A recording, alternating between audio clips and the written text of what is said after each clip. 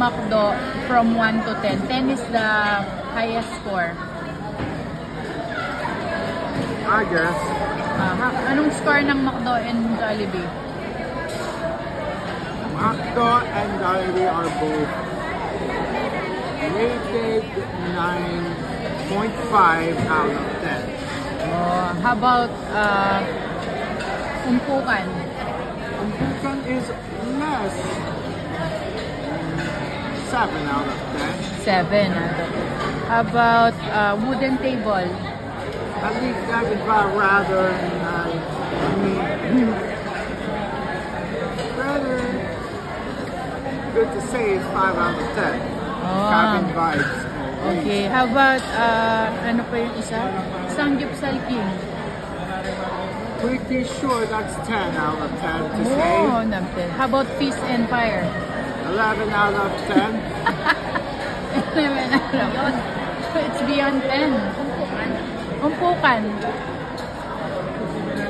Parang sinabi niya 7. 8 out of 10.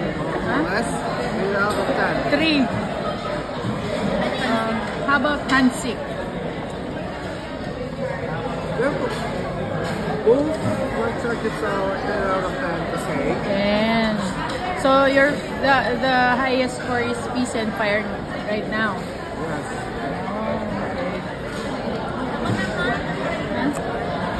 How about the Orchard? Yung crabs and crabs and crack? Ano ba yun? Crabs and crack. Anong rate niya? 9.9 always. Oh, 9 point. Ano pa yung mga kinainan natin? How about David's Tea House in San Fernando? At least not a comfortable view. Others. 4. 4. I mean 3. 3 din. Ano pa ba yung mga meron pa yung last. How about the Semi-Carinderia? Semi-Carinderia? In front ng clinic. Huh? In front ng clinic. Yung Semi-Carinderia. 1. 1.